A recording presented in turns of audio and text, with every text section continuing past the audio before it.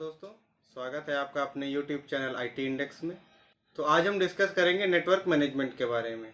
Linux में network किस तरीके से मैनेज करते हैं। सपोज हमें आईपी कोई नहीं देनी, वो किस तरीके से नई आईपी असाइन करेंगे। DHCP के थ्रू आईपी हमें असाइन करनी तो वो किस तरीके से करेंगे। नए कनेक्शन क्रिएट करने तो किस तरीके से करेंगे। या आपने कुछ नाम सुने होंगे, टीमिंग या बॉन्डिंग से नेटवर्किंग से रिलेटेड दो वर्ड हैं ये क्या चीज़ है, इसको किस तरीके से यूज़ करते हैं। और इसमें वीलैन वगैरह क्या है, बाकी डिटेल में वीलैन वगैरह तो डिटेल में नहीं डिस्कस करेंगे। फिलहाल जो मेजर जो पॉइंट हैं तो ईथरनेट और वाईफाई के कनेक्शन किस तरीके से हम क्रिएट करते हैं, ठीक है। और टीमिंग वाला आपको कॉन्सेप्ट बता देंगे हम उसमें, क्योंकि एक्चुअली हमें उसमें मल्टीपल एनआईसी कार्ड चाहिए होते हैं। तो जो लोग वर्चुअल मशीन में लैब करेंगे इसकी, तो वो तो कर सकते हैं, वर्चुअली एनआईसी कार्ड क्रिएट कर लेंगे, उसको ज्वाइंट कर सकते हैं। बट अदरवाइज आप ऐसे नहीं कर सकते हो, फिर आपको उस सर्वर पे लैब कर पाएंगे जहाँ पे मल्टीपल एनआईसी कार्ड लगे हुए हैं। तो चलते हैं स्क्रीन पे।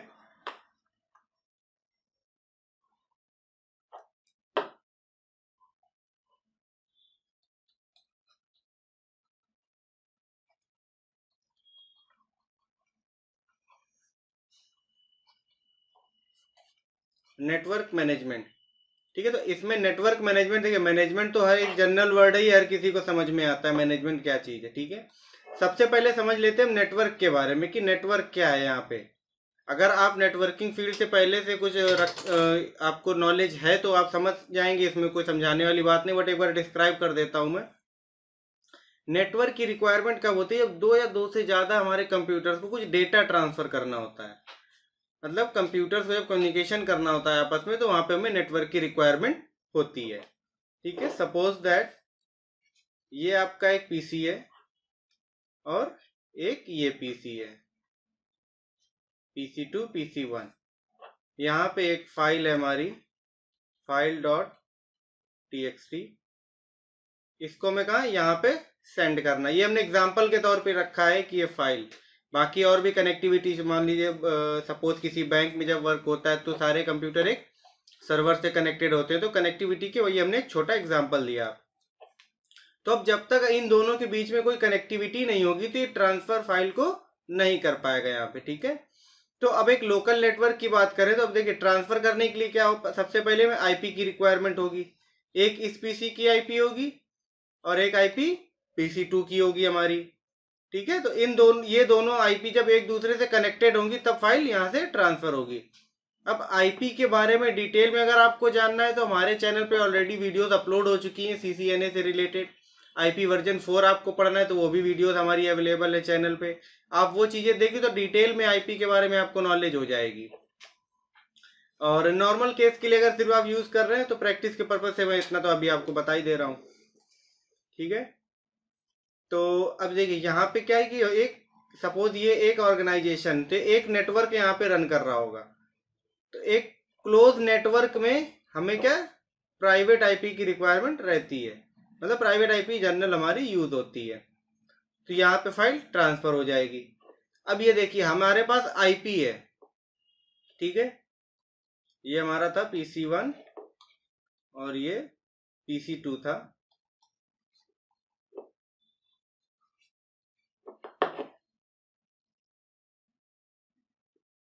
अब इस पे हमारी आईपी असाइंड है और इस पे भी आईपी असाइन है। तो अब इसमें कनेक्टिविटी किस तरीके से करेंगे, आईपी तो दोनों के पास है बट कनेक्टिविटी तो है नहीं अभी। तो कनेक्टिव किस तरीके से स्टेब्लिश करते हैं हम लोग, तो जनरली जो यूज करते हैं हम लोग, दो चीजों का यूज करते हैं, सभी लोग ये जानते भी, एक वाईफाई और प्लस ईथरनेट।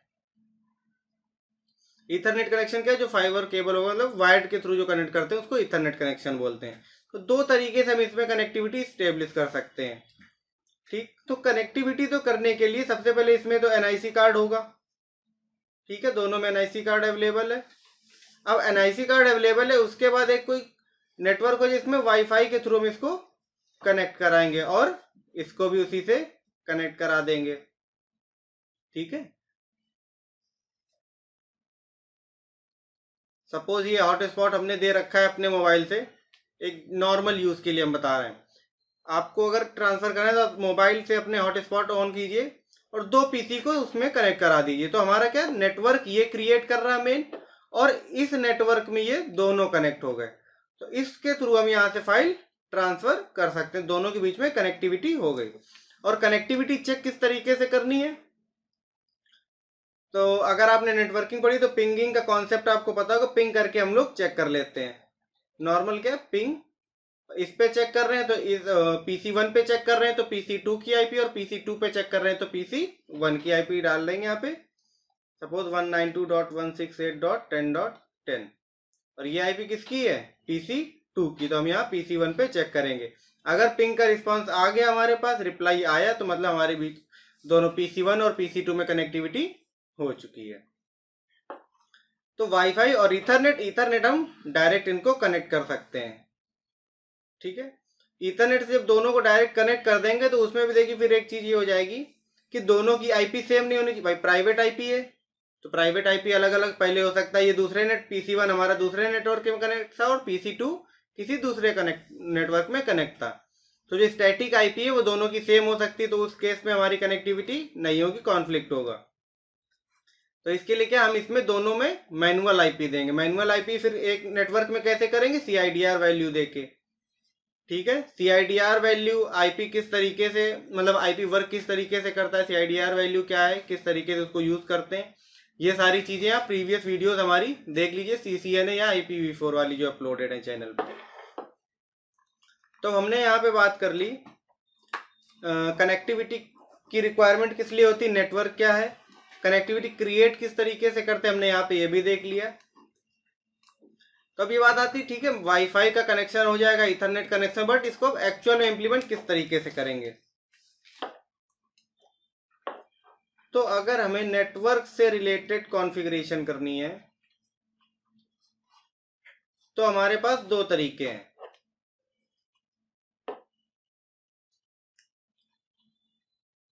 एक NMTUI और एक NMCLI, ठीक है। अब यहाँ पे NM रिप्रेजेंट करता है नेटवर्क मैनेजर को, ठीक है, और TUI का यहाँ पे मतलब है टेक्स्ट यूजर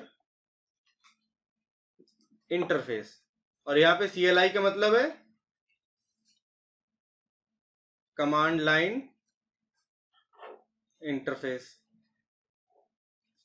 ठीक है। तो यहाँ पे आप ये समझ सकते, आप समझ गए होंगे कमांड लाइन मतलब हमें टर्मिनल पे जो वर्क करते हैं इसके थ्रू हम यहाँ पे करेंगे। TUI में क्या है, देखिए आप अभी तक आपने सिर्फ दो चीजें देखी, एक तो CLI जो कमांड लाइन पे वर्क करते हैं, और सेकंड हमारी होती है GUI जिसमें पूरा ग्राफिकल यूजर इंटरफेस होता है, विंडोज की तरह जैसा हम यूज करते आए थे पहले। तो अब यहाँ पे ना तो ग्राफिकल यूजर इंटरफेस है TUI और ना ही हमारा CLI में हुआ है, उसमें क्या रहता है, सिर्फ टेक्स्ट रहता है, अभी हम आपको करके दिखा देंगे आगे, ठीक है। तो ये हमारा बेसिक कॉन्सेप्ट हमने यहाँ पे क्लियर कर दिया। अब एक बार इसमें NMTUI से लैब करके देख लेते हैं कनेक्शन किस तरीके से क्रिएट करते हैं। कनेक्शन में सपोज एक आईपी हमारी चल रही तो उसके आईपी को चेंज किस तरीके से करेंगे, ठीक है। और इसके पहले से एक चीज और बता दें, दो वर्ड हमने आपको बताए थे, हमने टीमिंग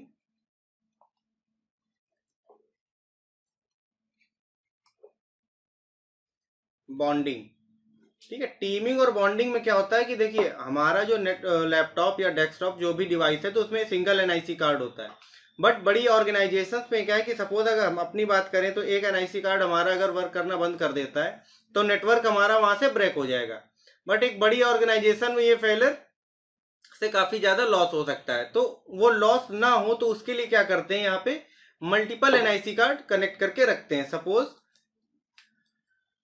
ये एक PC था, इसमें 3 NIC कार्ड इन्होंने लगवा दिए, N1 N2 and N3। In case N1 काम करना बंद कर देता है तो N2 एंड N3 है, सपोज N2 भी खराब हो जाता है तो हमारे पास N3 है, और जैसे ही ये खराब होगा तो इसको ये रिप्लेस कर देंगे, तो हमारा डेटा सपोज कनेक्टिविटी हमारी लूज नहीं होगी यहाँ पे। और टीमिंग और बॉन्डिंग में क्या डिफरेंस है, टीमिंग जो है हमारा बॉन्डिंग का अपडेटेड वर्जन आप समझ लीजिए। बॉन्डिंग में क्या होता था, मल्टीपल NIC कार्ड को कनेक्ट करके उस सिंगल ड्राइवर पे वर्क करता था। NIC कार्ड में सबके अलग अलग ड्राइवर रहते हैं, तो रहते वो इंडिविजुअल हैं बट वर्क वो एक साथ करते हैं यहाँ पे, ठीक है। और थोड़ी चीजें और इसमें, जैसे टीमिंग में आप IP वर्जन 6 भी वर्क कर सकती है, बॉन्डिंग वो नहीं करती थी, तो बहुत सारी चीजें इसमें इम्प्रूव हुई हैं। तो बेसिक आपको टीमिंग का आपको सिर्फ यही याद रखना है, जहाँ पे मल्टीपल NIC कार्ड के थ्रू कनेक्टिविटी क्रिएट करते हैं उसको टीमिंग बोलते हैं। तो वापस से हम आ जाते हैं NMTUI और CLI पे।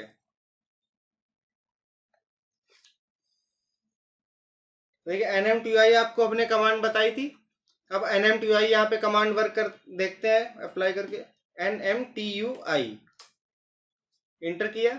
अब देखिए यहाँ पे ना उतना अट्रैक्टिव ग्राफिकल इंटरफेस है और ना ये टर्मिनल है, ये टेक्स्ट यूजर इंटरफेस है। यहाँ पे क्या टेक्स्ट के फॉर्मेट में रहता है यहाँ पे सारी चीजें।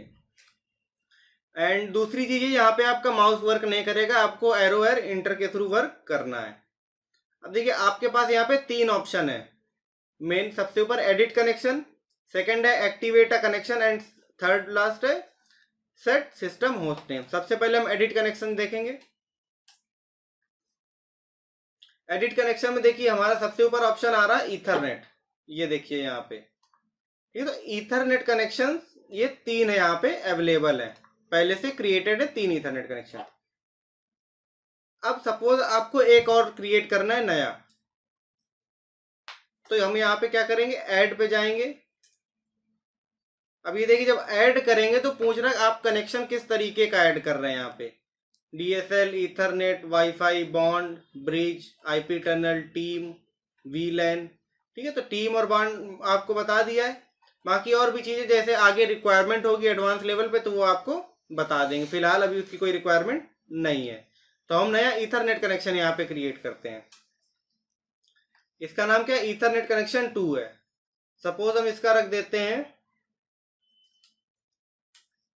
IT index YT। ठीक है, नीचे आएंगे। अब ये देखिए IP वर्जन 4 कॉन्फ़िगरेशन पे ऑटोमेटिक सेलेक्ट है यहाँ पे।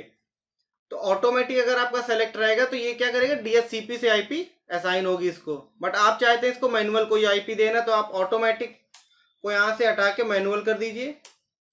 फिर राइट हैंड साइड पे 100 पे क्लिक करेंगे और यहाँ पे फिर एड्रेस दे देंगे नया। सपोज हमने यहाँ पे एड्रेस दे दिया 10.10.20.20। ठीक है, हमने IP एड्रेस यहाँ पे दे दिया। ओके करते हैं। अब ये देखिए नया कनेक्शन यहाँ पे क्रिएट हो गया सबसे लास्ट में, IT इंडेक्स YT। अब यहाँ से बैक चले जाते हैं। तो देखिए नया क्रिएट तो कर लिया, डिलीट भी आपको अगर करना है तो नॉर्मल देखिए IT इंडेक्स YT सिलेक्ट है, यहाँ पे आप डिलीट पे क्लिक करेंगे तो कनेक्शन डिलीट हो जाएगा। बैक करते हैं, ओके।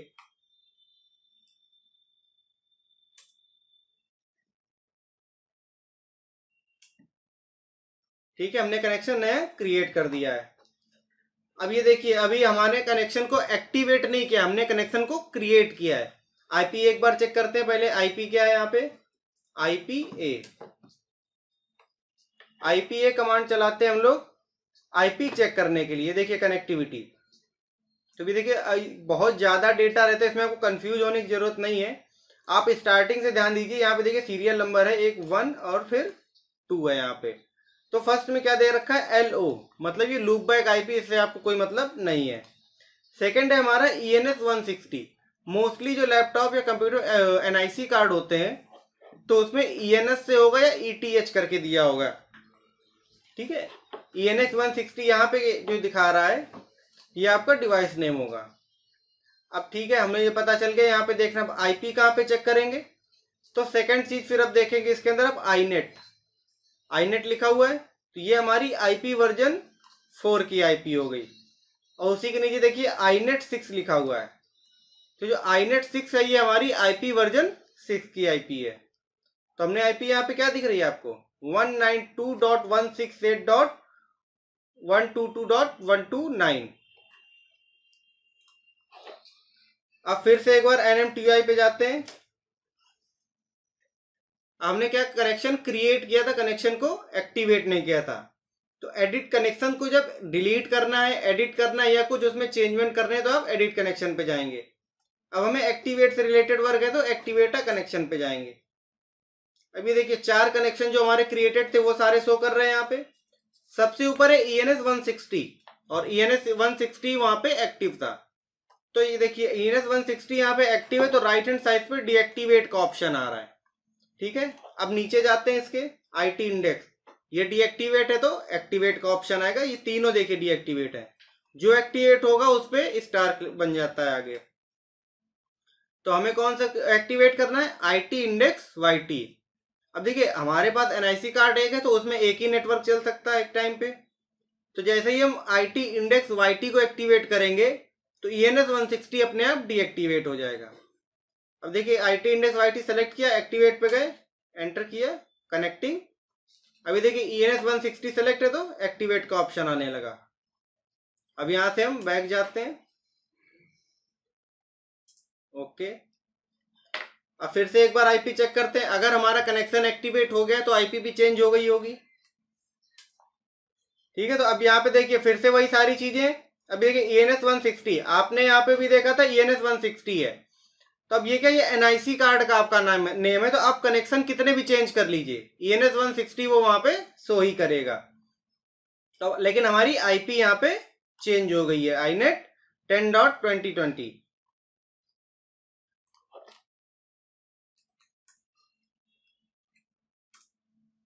ठीक है, तो आपने एडिट कनेक्शन कर लिया, कनेक्शन को एक्टिवेट करके देख लिया।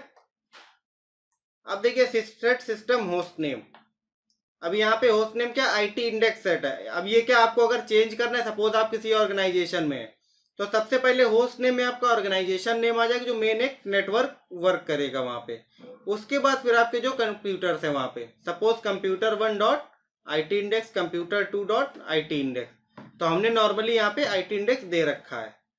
और इसमें चेंजमेंट करने के लिए देखिए, अगर आपको होस्ट नेम चेंज करना है तो आपकी रूट की पावर होनी चाहिए आपके पास, रूट की प्रिविलेज के बिना आप ये सब नहीं कर सकते चेंज। बाकी चेंज कर सकते हैं बट होस्ट नेम नहीं चेंज कर पाएंगे। तो NMTUI के थ्रू आप समझ गए।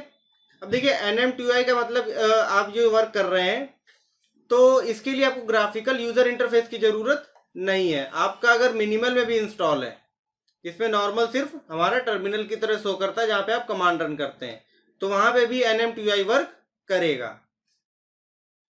ठीक है, तो अब इसके बाद हम देख लेते हैं NMCLI।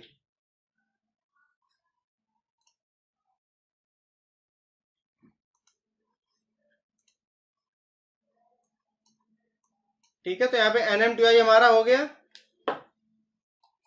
डन है टॉपिक। नेक्स्ट हमारा क्या था, NMCLI। ये इसको देखिए नॉर्मल चीजों के लिए इसको यूज करते हैं। सपोज हमें कोई कनेक्शन देखना है, कनेक्शन कौन सा एक्टिव है, क्योंकि कनेक्शन एक्टिव अगर सिर्फ आपको देखना है तो NMTUI वाला लॉन्ग प्रोसेस है। NMTUI फिर एडिट कनेक्शन, फिर वहां पे आप जाके चेक करेंगे। वहां पे नॉर्मल सिर्फ आपको चेक करना है कुछ, तो आप NMCLI का यूज कीजिए। बट अगर आपको कोई कनेक्शन क्रिएट करना है, बाकी आपकी प्रेफरेंस है आप किस चीज का यूज करते हैं, बट आपके लिए इजी क्या होगा वो मैं बता देता हूं यहाँ पे। तो अब सपोज आपको यहाँ पे कनेक्शंस चेक करने हैं अपने, तो अब यहाँ पे किस कमांड का यूज होगा, NMCLI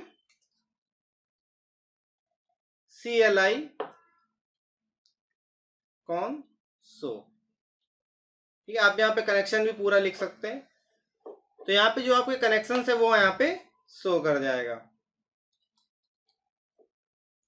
तो जो एक्टिवेट कनेक्शन है यहाँ पे सिर्फ वो शो करेगा। मैं लिख देता हूं आगे,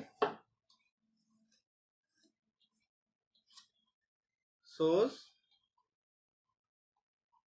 एक्टिव कनेक्शन। बट सपोज आपको सारे कनेक्शन देखने हैं, NMCLI डेव स्टेटस। ठीक है, तो इसमें आप सारे कनेक्शन देख पाएंगे यहाँ पे। अब देखिए मैंने एक यहाँ पे कमांड बताई NMCLI console, तो इसमें सारे कनेक्शन दिखा देगा आपको। ठीक है, बट आपको अगर कोई पर्टिकुलर एक कनेक्शन देखना है, भाई इसकी कोई लिस्ट आएगी सारे कनेक्शंस की, अब इसमें कोई पर्टिकुलर देखना है तो उसके लिए आप क्या कमांड चलाएंगे, NMCLI console, उसके बाद यहाँ पे आपका आ जाएगा connection name. Connection name suppose जैसे हमारा वहां पे एक था ENS 160,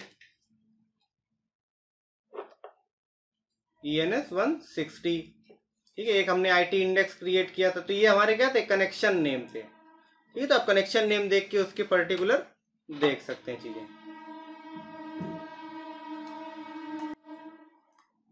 ठीक है, तो यहाँ से हमारा टॉपिक खत्म होता है NMCLI और NMTI के बारे में। तो नेटवर्क मैनेजमेंट को लेके सारी चीजें यहाँ पे हमने क्लियर कर दी है। ठीक है, मिलते हैं नेक्स्ट वीडियो में नेक्स्ट टॉपिक के साथ। तब तक अगर आपने चैनल को अभी तक सब्सक्राइब नहीं किया तो सब्सक्राइब कर दें। वीडियो अगर आपको पसंद आ रही, समझ आ रही, तो दूसरों के साथ भी इसको शेयर कीजिए। कमेंट सेक्शन में बताइए आपको अगर कोई डाउट्स है। बाकी आपको वीडियोस कैसे लग रही है ये भी आप अपनी राय दे सकते हैं कमेंट सेक्शन में। मिलते हैं नेक्स्ट वीडियो में।